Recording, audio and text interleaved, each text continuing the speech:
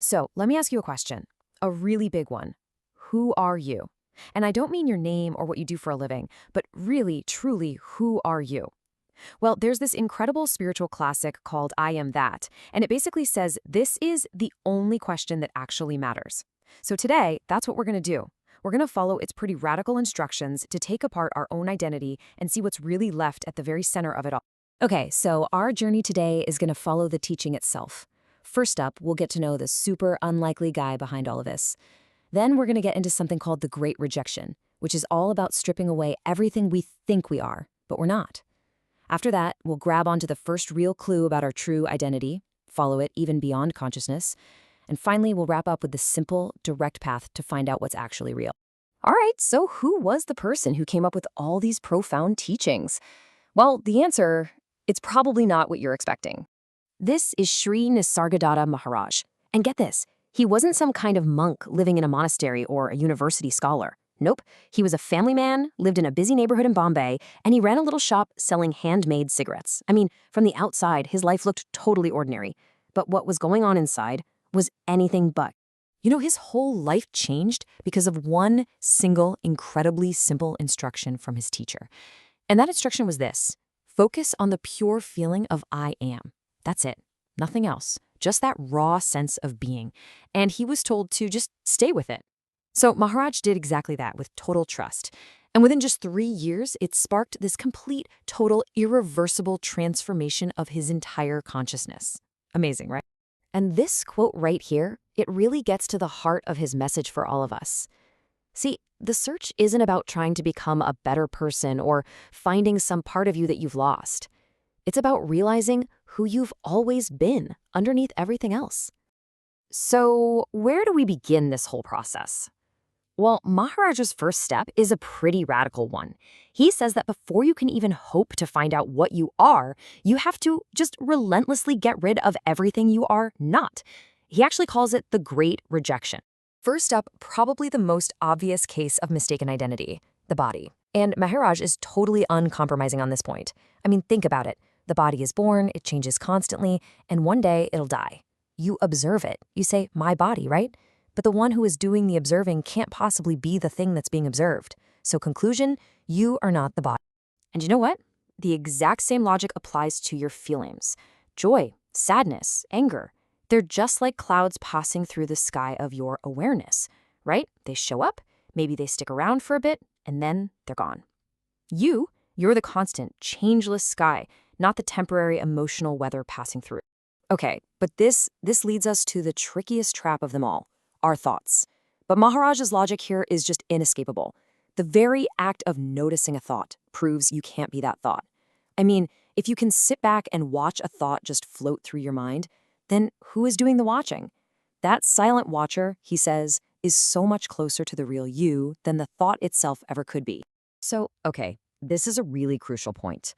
After you've mentally set aside everything that's temporary, everything you can observe, your body, your feelings, all that mental chatter, what's left? What actually remains?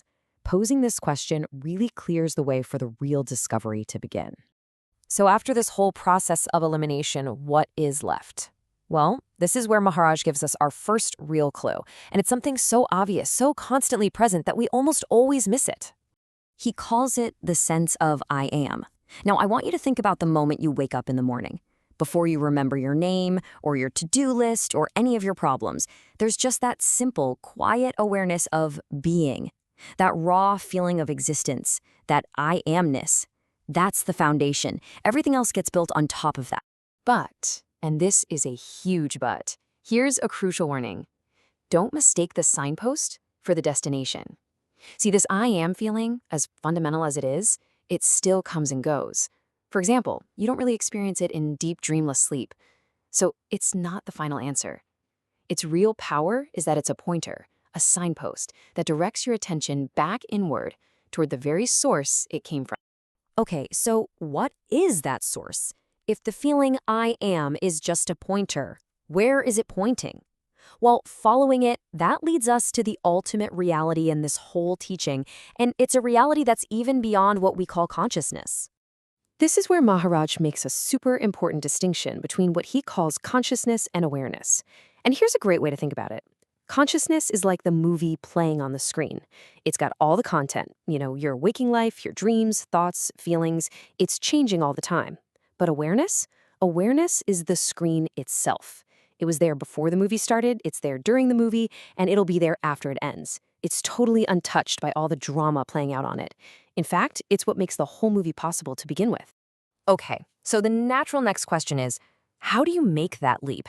How do you stop getting so lost in the movie and actually realize that you're the screen? And the answer is, classic Maharaj, you don't. You don't go anywhere. You don't have to achieve some special state. Why? Because awareness is what you already are. The whole practice isn't about striving to get somewhere else. It's just about shifting your attention. He says to just become really, really interested in the stream of your own consciousness.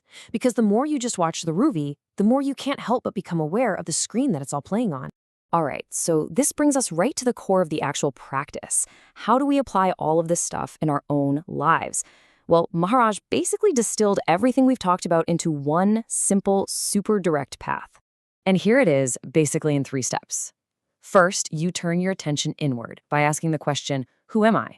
Now, you're not looking for a fancy verbal answer. It's just a tool to start the investigation. Step 2, that investigation naturally leads you to see and reject everything that you are not. And finally, step 3, with what's left over, that simple, pure feeling of I am, you just rest there. You just abide in it. And this quote just sums up the whole practice so perfectly. It's all about bringing your attention back, over and over and over again, to that root feeling of just being. You kind of marinate in it, you merge with it, until that line between the one who's observing and the thing being observed starts to get blurry, and then just dissolves. And we're going to end on this brilliant, mind-bending paradox that really sums up the entire teaching. The search for your true self, it's not a struggle to get something you don't have. It's actually just the simple act of letting go of what you're not. Because the truth, as Maharaj insists, isn't something you can go out and find. It finds you. The moment you just stop running, stop searching, and simply give it a chance.